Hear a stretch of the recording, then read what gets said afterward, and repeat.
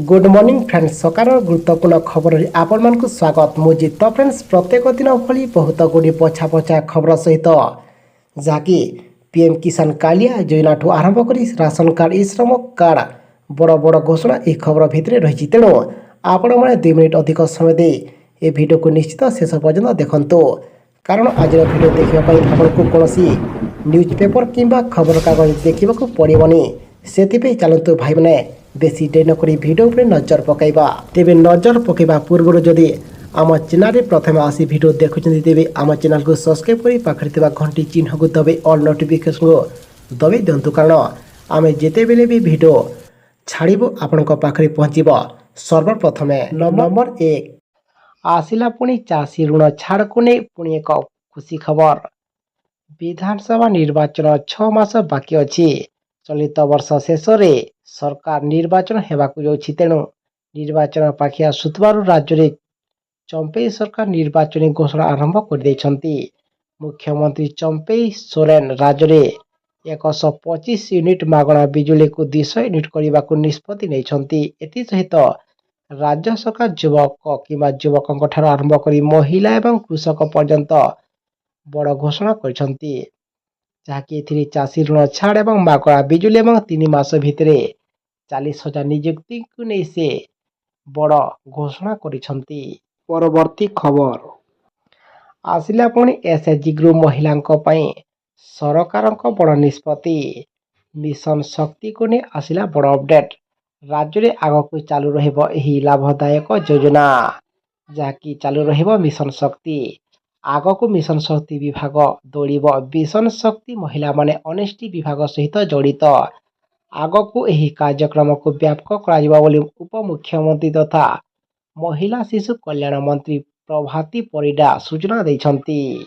परवर्ती खबर समस्त रोगी सरकार बड़ निष्पत्ति राज्य में नवा सरकार को नवा विरोधी दल एथर दीर्घ 25 वर्ष पर विधानसभा देखा मिली नवा माहौल नवा सरकार प्रथम बजेट अधिवेशन पूर्व गृहर संबोधन करने क्रम अभिभाषण रखिंट राज्यपाल रघुवर दास निज अभिभाषण में नवा सरकार प्रतिश्रुति एवं दायित्वबोध को दोहराई राज्यपाल रघुवर दास जहाँकि राज्य में उन्नत भेषज शिक्षा एवं स्वास्थ्य सेवार उपलब्धिता वृद्धि करने को बीजेपी सरकार जिला nursing college medical college super speciality college प्रतिष्ठा करा जिवो दक्ष स्वास्थ्य सेवा को सुनिश्चित करने को सारा राज्य में मोट 3,000 नवा डाक्तर को नियुक्ति दिया बोली से सूचना प्रदान करिसंती। परवर्ती खबर आसिला पुणी पीएम किसान योजना को नहीं बहुत बड़ खुशी खबर एवं आसिला पुणी पीएम किसान योजना को नहीं बहुत बड़ खुशी खबर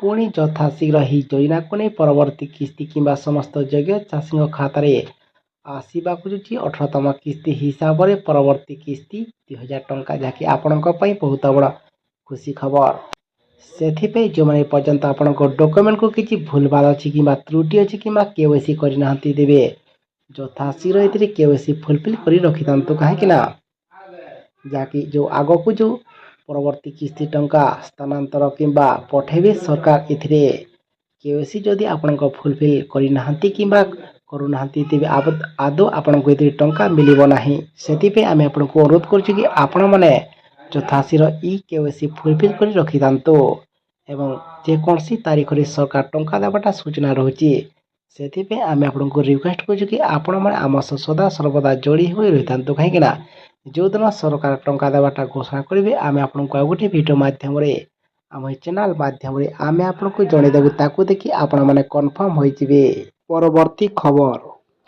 बदलिब राज्य ओडिशार चित्र आसिला समस्त खुशी खबर राज्य में 5,992.92 कोटी टंका व्यय हेब 26टी प्रकल्प state level single window clearance authority बैठक में 26टी प्रकल्प को अनुमोदन मिली मुख्य शासन सचिव मनोज आहुजा अध्यक्षत गतकाली अनुष्ठित 130तम बैठक में इस्पात रासायनिक पदार्थ अक्षय शक्ति बयन शिल्प उत्पादन पैकेजिंग खाद्य प्रक्रियाकरण आईटी भित्तिभूमि एवं पर्यटन समेत विभिन्न क्षेत्र राज्यस्तरीय प्रकल्प को ही अनुमोदन मिली ତେବେ ମୟୂରଭଞ୍ଜ, ସୁନ୍ଦରଗଡ଼, ସମ୍ବଲପୁର, କେନ୍ଦୁଝର, ଗଞ୍ଜାମ, ଜଗତସିଂହପୁର, ଖୋର୍ଦ୍ଧା, ଝାରସୁଗୁଡ଼ା, ବୌଦ୍ଧ, କୋରାପୁଟ, ବାଲେଶ୍ୱର, କଟକ, ଭଦ୍ରକ ଏବଂ ପୁରୀ ଆଦି 14ଟି ଜିଲ୍ଲାରେ ଏହି ପ୍ରକଳ୍ପ କାର୍ଯ୍ୟକାରୀ ହେବ।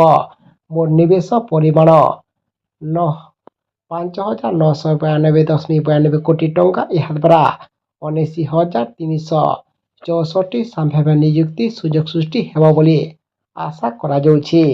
ପରବର୍ତ୍ତୀ ଖବର ଆସିଲା ପୁଣି କାଳିଆ ଯୋଜନାକୁ ନେଇ ବହୁତ ବଡ଼ ଖୁସି ଖବର। ଏବେ ବି ଆସିଲା କାଳିଆ ଯୋଜନାକୁ ନେଇ ବହୁତ ବଡ଼ ଖୁସି ଖବର। ପୁଣି ମିଳିବାକୁ ଯାଉଛି କାଳିଆ ଯୋଜନା ମାଧ୍ୟମରେ ପରବର୍ତ୍ତୀ କିସ୍ତି ହିସାବରେ ସମସ୍ତ ଯୋଗ୍ୟ ଚାଷୀଙ୍କ ଖାତାରେ 2,000 ଟଙ୍କା, ଯାହାକି ଆପଣଙ୍କ ପାଇଁ ବହୁତ ବଡ଼ ଖୁସି ଖବର ଏବଂ ଆପଣଙ୍କର ଅପେକ୍ଷା ବି ଅନ୍ତ ଘଟିବାକୁ ଯାଉଛି। ଯଥାଶୀଘ୍ର ଏହି ଯୋଜନା ମାଧ୍ୟମରେ ପୁଣି ସମସ୍ତ ଯୋଗ୍ୟ ଚାଷୀଙ୍କ ଖାତାରେ ଆସିବାକୁ ଯାଉଛି ପରବର୍ତ୍ତୀ କିସ୍ତି ଟଙ୍କା। ସେଥିପାଇଁ ଯେଉଁ ହିତାଧିକାରୀ ଏପର୍ଯ୍ୟନ୍ତ ଆପଣଙ୍କ ଡକୁମେଣ୍ଟକୁ କେୱାଇସି ଫୁଲଫିଲ୍ କରିନାହାନ୍ତି କିମ୍ବା ଆପଣଙ୍କ ଡକୁମେଣ୍ଟରେ କିଛି ଭୁଲଭାଲ ଅଛି, ତେବେ ଆପଣମାନେ ଶୀଘ୍ର ଏଥିରେ ତ୍ରୁଟି ସଂଶୋଧନ କରି ରଖିଥାନ୍ତୁ ଏବଂ ଆପଣଙ୍କ ଆଧାର କାର୍ଡ଼ରେ ଆପଣଙ୍କ ବ୍ୟାଙ୍କ ଲିଙ୍କ ମଧ୍ୟ ଶୀଘ୍ର କରାନ୍ତୁ। ଯାହାକି ଏଥିରେ ନୂଆ ସରକାର ଗଠନ ହେବା ପରେ ଏଥିରେ ଆକ୍ସନ ମୋଡ଼ରେ ଏବେ ଯାଞ୍ଚ କରି ସମସ୍ତଙ୍କୁ ଟଙ୍କା ଦେବାଟା ବିଚାର କରୁଛନ୍ତି। ସେଥିପାଇଁ ଏଥିରେ ଆପଣଙ୍କ ଡକୁମେଣ୍ଟ ସଠିକ ଭାବରେ ଆପଣମାନେ ରଖିଥାନ୍ତୁ। ଯେକୌଣସି ମୁହୂର୍ତ୍ତରେ ସରକାର ଏଥିରେ ଟଙ୍କା ଦେବାଟା ଘୋଷଣା କରିପାରନ୍ତି। ପରବର୍ତ୍ତୀ ଖବର ଆସିଲା ପୁଣି ସମସ୍ତ ଶିକ୍ଷକଙ୍କ ପାଇଁ ପୁଣି ଏକ ନୂଆ ନିୟମ। ଶିକ୍ଷକଙ୍କ ପାଇଁ ଜାରି ହୋଇଛି ନୂଆ ଗାଇଡ଼ଲାଇନ୍।